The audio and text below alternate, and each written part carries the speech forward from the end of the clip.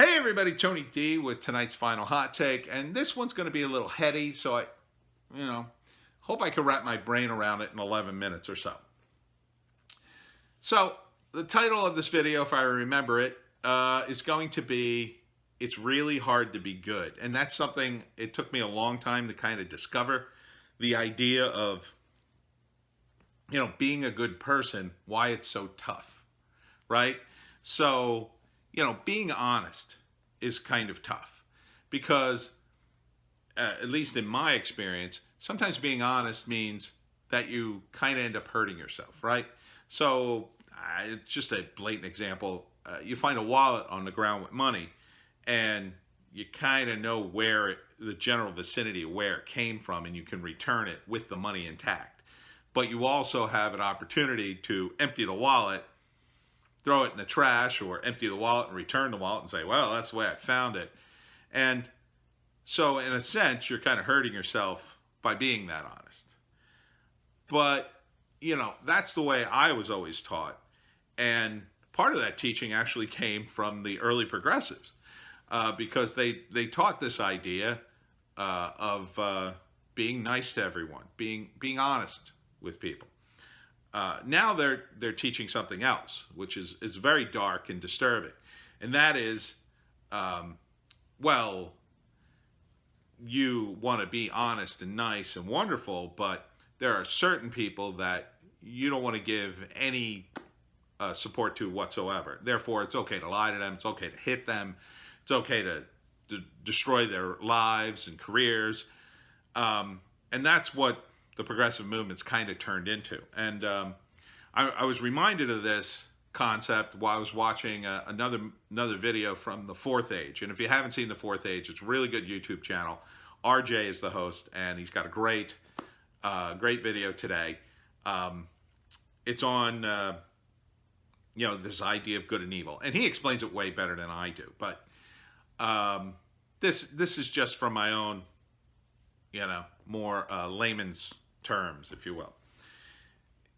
The idea being like, he goes into the background of what really is good and evil. But the way I see it is people who are weak, and there are a lot of weak people in the world, more weak people than strong, I would say, in terms of their will, they tend to go for the easiest thing. And we've all been in that, I think, position for one time in our lives or another. There are times when you're weak and times when you're strong, but in general, there are people who are weaker than most in terms of their will, in terms of their ability to want to think and do things, do the right thing. Because again, honesty is tough and being good is tough. It would be easy for, a weak person to just sort of take that wallet. Just take it. I'm just going to take it.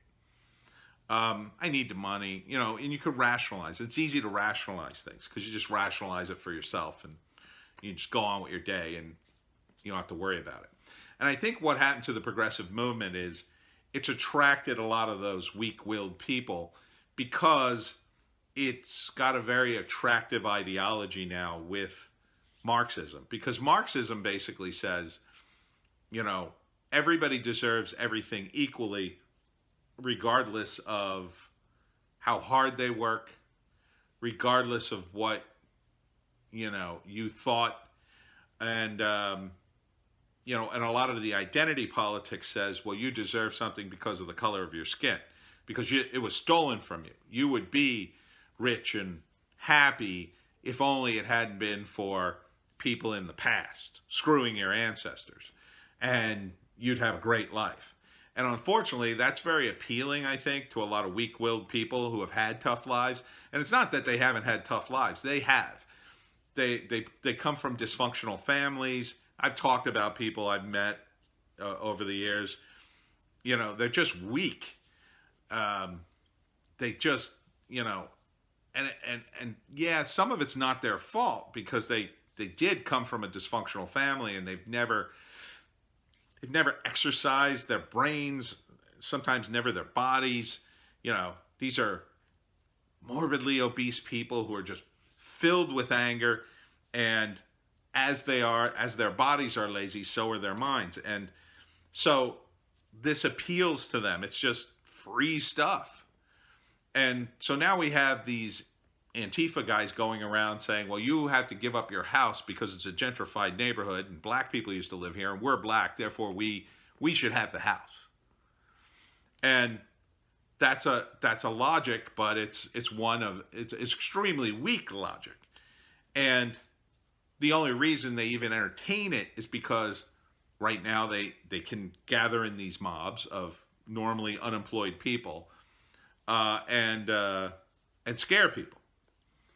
And RJ talks about how the progressives are actually bringing us back to the time of sort of warlords because they worship power.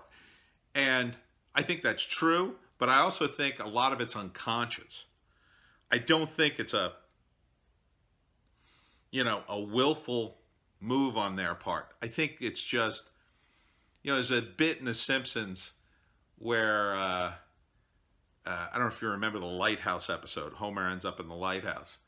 And the way Marge finds him, she says, the line is something like, well, I knew you don't like to walk uphill, so that's how I found you in the lighthouse. Like, she just basically walked the easiest path until she got to the lighthouse, and there was Homer. That's kind of the intellectual processing of these people. They're just going along to get along, and if there's a hill, they ain't going up it. They're going the other way, regardless of whether or not that, it's just easier to walk that way. And so it's just easier to go along with these collectives, these mobs, because first off, they don't have to think. They can just go along with the mob. They have instant sort of acceptance. And second, they don't have to take responsibility for what the mob does because they can just stand alongside on a mob or step out of it at any time and say, well, I wasn't with these people. I don't even know who they are. And I think that's the attitude of a lot of the looters in Chicago. It's like, oh, I thought we were all looting. Like, I didn't realize I was breaking law. I thought everybody was coming here to save the merchandise from a fire. And so that's why I think things are spreading a bit, because you have, and why Antifa doesn't really need to organize that much. They just need to sort of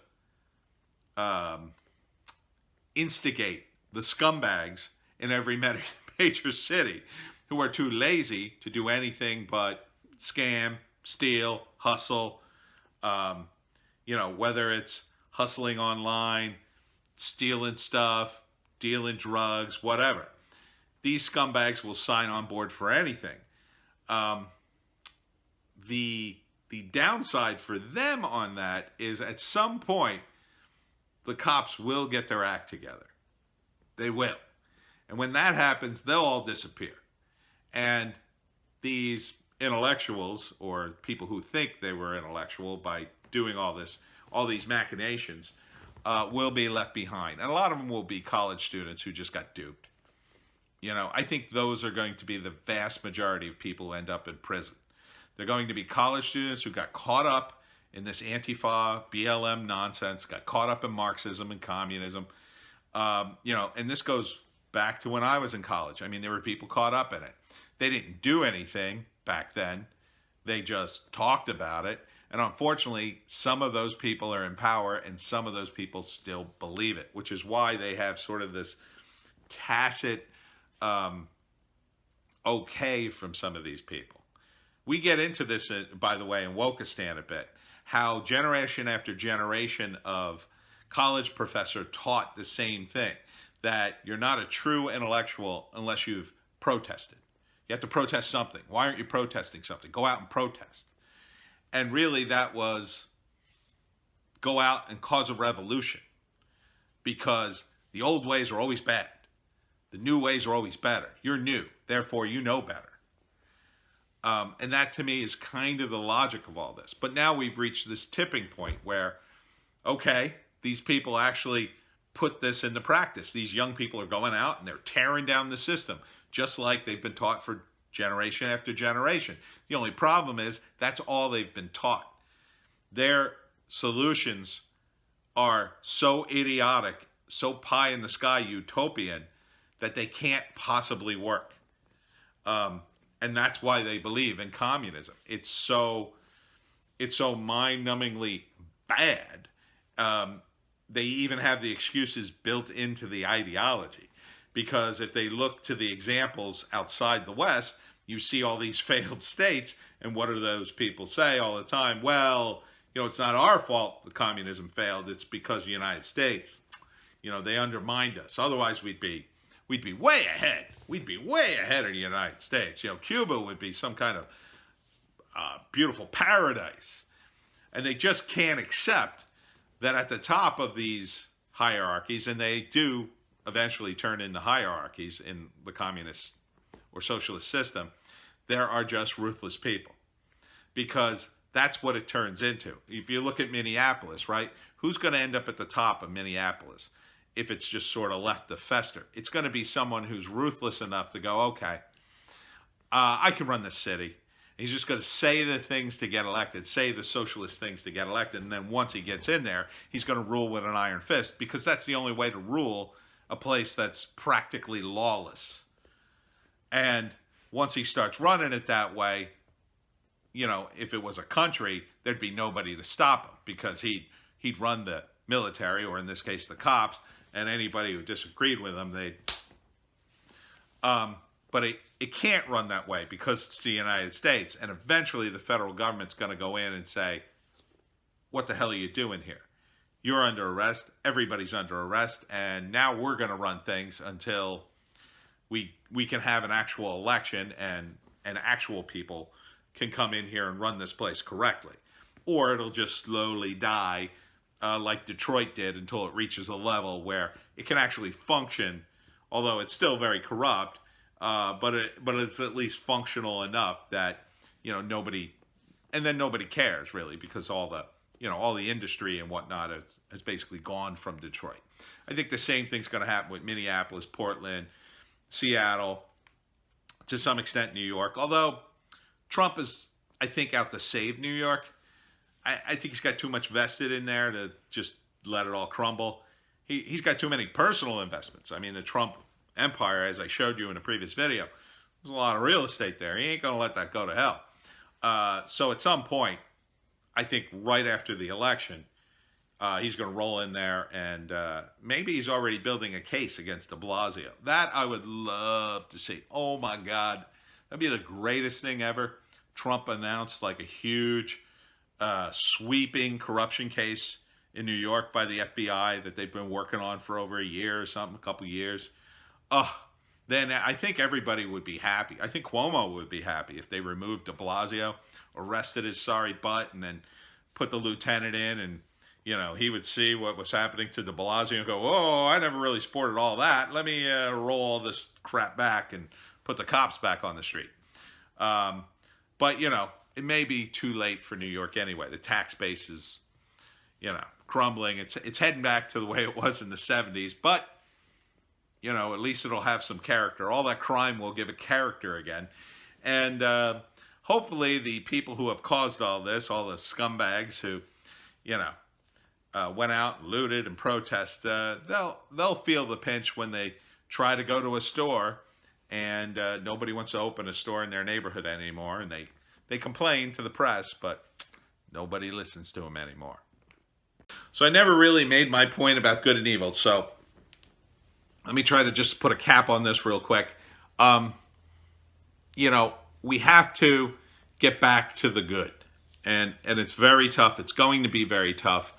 We can't just rely on a guy like Trump to do everything for us. We all have to pitch in and do good in our own way. And even if that's in a small, tiny way, I've found, again, I'm a believer in karma. So I try to do good just in the small things I do. I try to do good in these videos. I make mistakes. We all make mistakes. But, I think one of the ways you do it is you accept that you're fallible and that maybe you've made a mistake on occasion. When people start saying you made a mistake, maybe you consider it.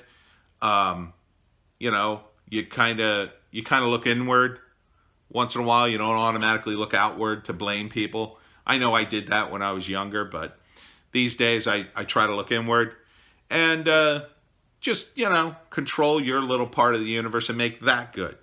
And hopefully, if everybody does that, we can make the world good or at least tolerable. Yeah, at least tolerable.